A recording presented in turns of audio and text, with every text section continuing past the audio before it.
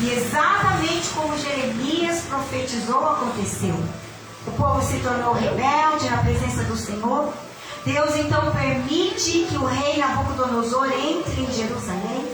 E ele faz 3 levas. Eles destroem Jerusalém. O templo magnífico que Salomão edificou, com muito ouro, com muita prata, com muita riqueza, foi completamente destruído. Os muros de Jerusalém foram quebrados, as portas queimadas, o templo ficou despedaçado e levaram a arca que representava a presença de Deus. Jerusalém está devastada. O povo agora está cativo por 70 anos. Passa-se esse tempo, agora Deus dá uma ordem para que o povo voltasse. Só que parte desse povo agora vai ficar em Suzã. Vai ficar parte deste povo ali. Junto com eles estava quem? Neemias. Neemias ficou para trabalhar para o rei. A Bíblia diz que Neemias ele era o compêndio do rei. Ele tinha um cargo muito bom, porque ele era aquele que cuidava do alimento do rei. Era aquele que oferecia a bebida para o rei. Ele experimentava, porque todo rei, sofria sempre alguém querendo tirar a sua vida. Então Neemias foi colocado ali para experimentar da comida, experimentar do vinho, para ver se ninguém tinha envenenado. Então ele tinha livre acesso à mesa do rei. Ele morava dentro do palácio. Ele tinha uma vida boa, porque quem de nós não vivenciando dentro de um palácio não vai viver uma vida boa? Só que quando Neemias ele recebe o seu irmão Ananias em volta de Jerusalém, ele faz uma pergunta. E ele vai dizer: olha, como estão os meus irmãos? Como estão o meu povo? E aí Ananias vai dizer: olha, eles não estão nada bem. Eles estão em total miséria. Jerusalém está destruída. Os muros, as portas queimadas, não são nada. O povo não tem resistência, o povo não tem o que se alimentar. E a Bíblia vai dizer que por conta dessa notícia, Neemias se assenta, lamenta e chora. Por 3 dias ele vai chorar. E aqui eu quero dizer para você que Neemias é o exemplo de um grande líder, irmãos. Por quê? Porque Neemias está vivendo bem. Neemias mora dentro de um palácio, ele come bem, ele dorme bem, ele veste bem, mas quando ele fica sabendo que os seus irmãos não têm o que comer, que os seus irmãos não têm onde morar, que os seus irmãos estão passando necessidade, ele lamenta e ele chora, porque Neemias é o tipo de cristão, aleluia, que não consegue estar bem se o meu irmão não está bem. Neemias é o tipo de cristão que não consegue, aleluia, sentar numa mesa farta e saber que o celeiro do meu irmão está vazio, que na mesa do meu irmão não tem o pão para comer. Será que você recebe essa palavra nessa noite? Será que você consegue se compadecer daquele que não tem hoje o que comer? Talvez você que está aqui nessa noite tenha uma casa, tenha, aleluia, alimentos na sua geladeira, no seu armário, mas você sabe de alguém que está necessitado do teu lado. E tem gente, irmão, que está sabendo da necessidade do irmão, está sabendo, aleluia, da dificuldade do irmão, mas não tem coragem ou glória de estender a mão, de ajudar, porque evangelho é isso, igreja. Evangelho não é só dizer Jesus te ama, não é só dizer vai orar que Deus vai mudar, não. É você também colocar em prática aquilo que instrui a palavra do Senhor. E Neemias é esse tipo de líder. Ele vai chorar, ele vai lamentar por 3 dias. Só que ele vê que chorar e lamentar não vai resolver. A gente pode até chorar e lamentar por algum tempo, porque somos humanos, temos sentimentos. Às vezes chega uma má notícia para mim, chega uma má notícia para você, e você se desespera, chora. Só que ele viu que chorar não ia resolver. Então o que ele vai fazer? Eu vou me posicionar. Primeiro eu vou orar a Deus. E ele vai orar a Deus, pedindo para que Deus movesse o coração do rei em seu favor. E quando, irmãos, nós oramos diante de Deus em favor do povo, em favor de alguém necessitado, não tem como Deus não responder, irmãos. Ele dobra os joelhos e a Bíblia vai dizer que Deus ouve a oração de Neemias, E quando Neemias ele vai até o rei, aleluia, o semblante dele estava triste. O rei conhecia Neemias, porque todas as vezes que Neemias entrava para servir o rei, o semblante dele era de alegria. Neemias se apresentava com um sorriso no rosto. Aí o rei olha e fala: você é diferente. Eu estou discernindo que o seu coração não está bem. Você crê, não é que nessa noite tem o rei dos reis neste lugar? Ele discerne o meu coração, o seu coração. Ele sabe, muitas das vezes nós entramos aqui para servir com alegria, mas tem dia também que a gente entra cabisbaixo, tem dia que a gente entra triste. Aí o rei olha para ele e vai dizer: olha, eu sempre te ouvi, Neemias, eu sempre te atendi, e não seria agora, ó glória, que eu deixaria de te atender. Você está entendendo o poder dessa palavra? É Deus dizendo: eu sempre ouvi a tua oração, eu sempre trouxe resposta, e não vai ser dessa vez que eu vou deixar de responder. Aí ele aproveita a oportunidade, ele vai dizer: olha, rei, o meu povo, a minha cidade, a minha Jerusalém, aonde tinha culto de adoração ao meu Deus, aonde o povo celebrava, aonde os meus pais tinham uma sepultura, está tudo destruído, está tudo em ruínas, e eu preciso voltar lá, ver os meus irmãos, eu preciso ajudá-los, eu preciso fazer alguma coisa por eles. Me escreva cartas, me mande cartas, para que eu possa pedir passagem aos governadores daquela província. Aí o rei, conhecendo Neemias, ele faz uma pergunta: olha, quanto tempo vai levar para que você possa reedificar os muros e voltar? Aleluia. O rei amava Neemias, o rei não queria perder Neemias, mas mesmo assim ele vai liberar Neemias para uma missão, para um propósito. Deus nos chamou para propósito. Deus nos chamou para uma missão. Então eu não sei aonde Deus vai te enviar. Eu não sei aonde Deus tem um propósito para te colocar e me colocar. Mas quando Deus te levar, quando Deus te colocar, faça a diferença. Seja alguém, aleluia, que esteja apto e pronto por amor a alguém, a uma família. Hoje nós estamos vivendo num mundo, irmãos, onde o amor já se esfriou. Hoje você não vê mais as pessoas se importando com a dor do próximo. É cada um por si, Deus por todos. Hoje tem pessoas à nossa volta, até mesmo às vezes do nosso lado, dentro da nossa própria casa, nossa família, que estão passando por necessidade. A gente só faz o que? Orar. A gente não é capaz de ir lá visitar. A gente não é capaz de ir lá levar um algo que a pessoa necessita ou precisa. Mas Deus hoje vem nos ensinar que o reino, a obra de Deus, irmãos, também é feita com ação. É fé e atitude. Porque a fé sem obra, ela é morta. Então nós precisamos agir. Precisamos exercer a fé, mas também precisamos praticar essa fé em atitudes. E quando ele pega as cartas, a Bíblia vai dizer que ele vai. E quando Neemias, ele chega lá, Neemias sempre foi um homem sábio. Ele vai chegar lá e os 3 primeiros dias ele só vai observar. Ele vai ficar quieto. Ele não vai falar nada. Ele passa 3 dias, ele passa 3 noites dentro da cidade, observando tudo de boca fechada. E quando ele repara, ele vai ver que as portas estão queimadas. E os muros estão destruídos. Uma cidade sem muro é uma cidade sem proteção. Porque muro simboliza proteção. E uma vez que a cidade não tem muro, o inimigo pode entrar a qualquer momento.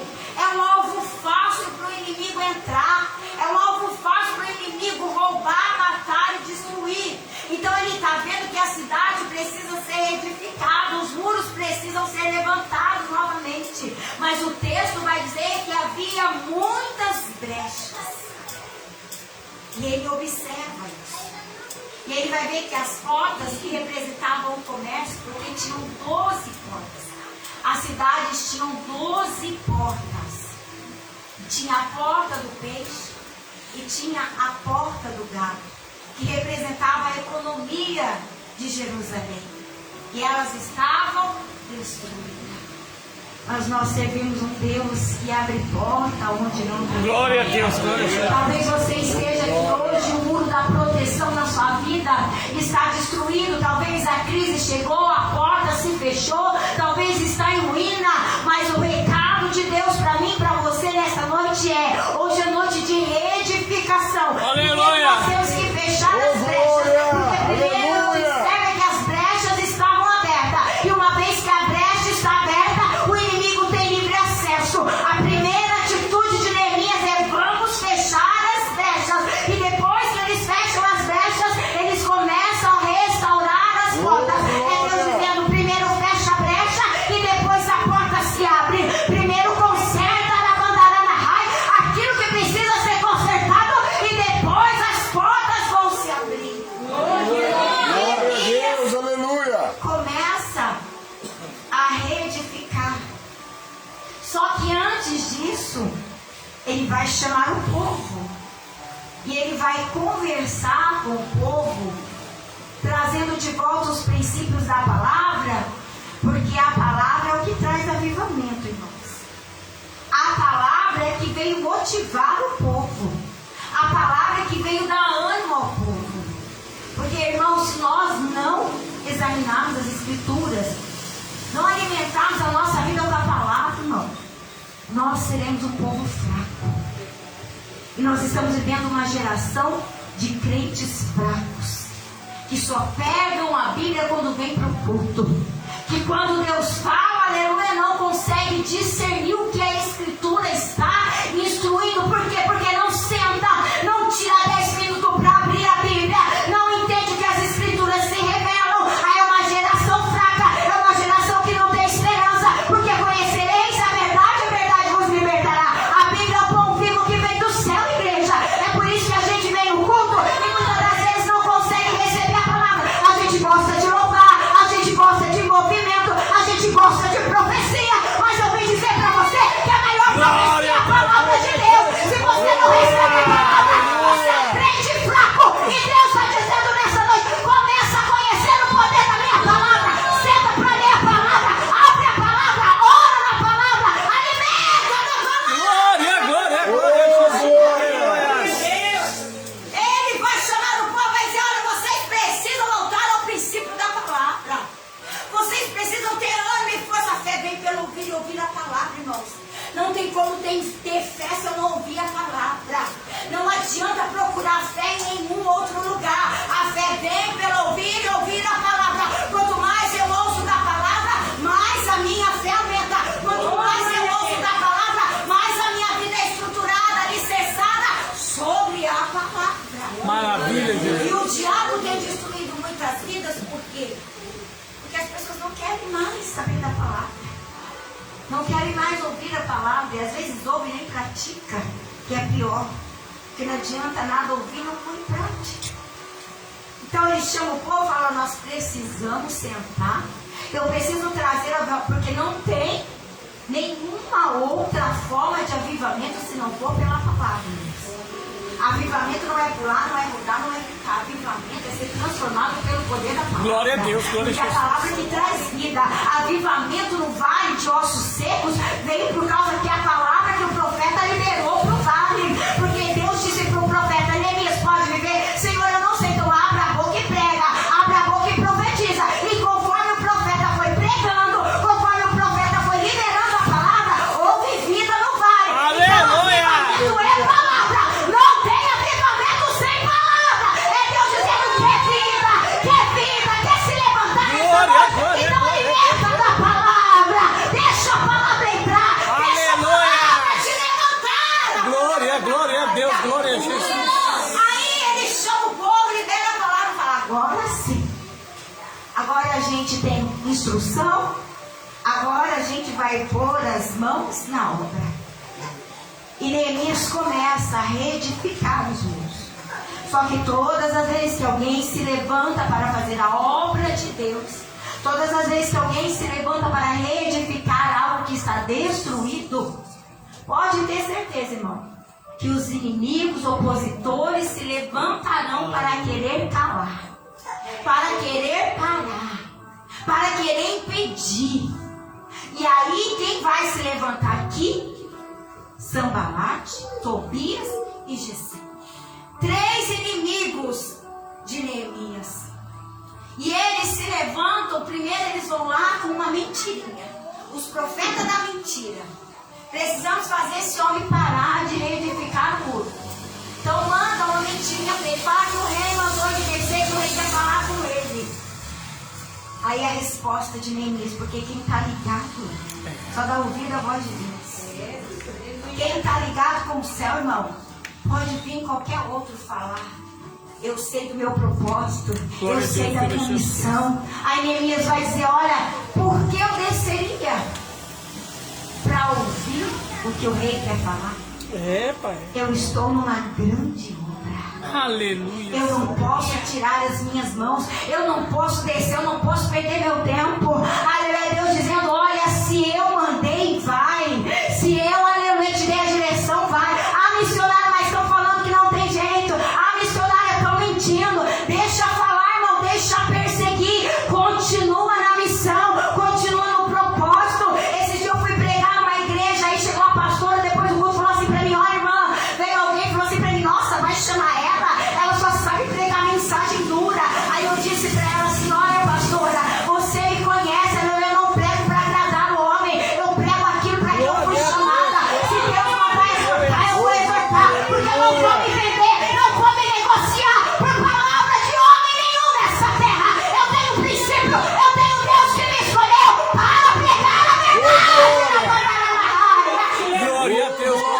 Chama, irmão, não quer. Eu vou continuar na minha missão. Glória a Deus. Não vou vender os meus princípios para agradar ninguém. Eu quero agradar o meu Deus, o meu Senhor. Porque eu vivo por Ele, é para o nome dEle ser glorificado. Aí, ele vai dizer, não vou descer. Pensa que o inimigo desiste? O inimigo não é mais perseverante que muito crente.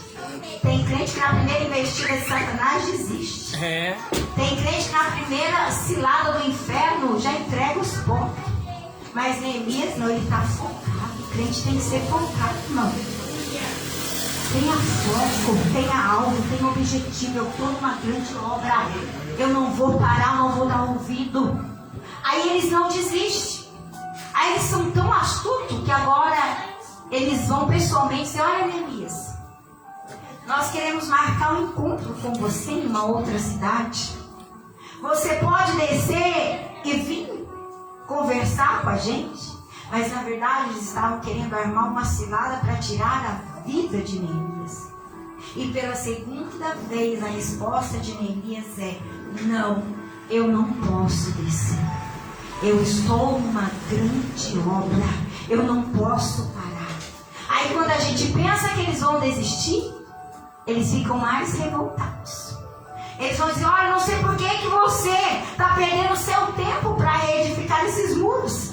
Se chegar uma raposa aí, vai derrubar tudo, zombando da fé de Neemias. E quantas das vezes, irmãos, pessoas vêm zombar de nós. Vêm zombar daquilo que Deus confiou na minha vida e na sua vida. Você, quem é você? Desiste. Aí Neemias não deu ouvido. Aí eles tentam a terceira, a quarta e na quinta vez. Aleluia. Eles vão mais uma vez ameaçar Neemias. E Neemias vai dizer, eu não posso descer, porque estou numa grande obra. Você crê que Deus colocou uma grande obra nas suas mãos? Então não pare de orar, igreja. Não pare de buscar. Não pare de clamar.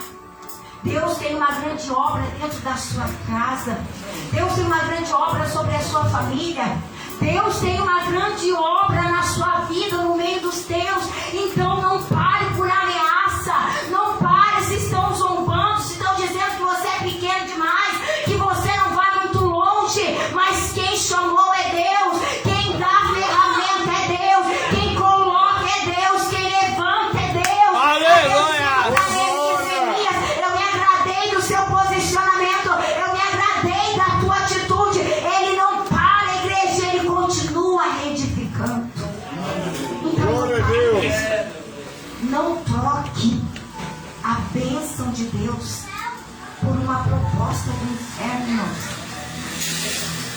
deixe o inferno te iludir, te enganar. Porque ele vai tentar 1, 2, 3, mas ele não tira as mãos da obra, ele persevera, ele não desce, aleluia, enquanto ele não tinha terminado o propósito. Ele tinha um foco, ele tinha uma missão. E a Bíblia diz então, aleluia, que ele começou a perseverar e eles foram edificando, reconstruindo, mas em união. Eles se uniram, juntaram a fé, a força. E se tem uma coisa que Deus ama é quando o crente trabalha em união. É quando o crente trabalha na mesma visão. Neemias foi um grande líder porque ele tinha estratégia, porque ele tinha sabedoria, porque ele sabia que sozinho ele não conseguiria. Mas nós precisamos uns dos outros. Deus sempre foi um Deus de unidade. Deus poderia fazer tudo sozinho quando enviou Jesus, mas ele decidiu escolher o quê? 12 para caminhar do lado dele. E repare que eram 12 imperfeitos. Cada um tinha sua dificuldade. Uns não sabiam ler, eram iletrados, outro era doutor, era médico. Mas todos foram chamados para um propósito. Então, irmão, não julgue o seu irmão. Não desfaça do seu irmão se ele não tem, talvez, uma qualidade boa aos seus olhos humanos. Não é como você, mas trabalha limpo. Porque enquanto um limpa o chão, o outro serve a água, o outro ora, o outro passa o negocinho do dízimo, o outro da glória. Mas o reino é unidade. Verdade. Deus gosta da unidade. Uma igreja unida, irmão, não tem capeta, não tem inferno que derruba um Glória! Então Deus te escolheu, você é escolhido, você é escolhida. E não se sinta menor, porque talvez você não prega, porque talvez você diz que não sabe orar, porque talvez você diz que não sabe louvar. Mas Deus te escolheu para um propósito. Algum valor na obra você tem. E o povo se junta. E eles começam a reedificar. Agora, sabe o que eu acho mais lindo aqui?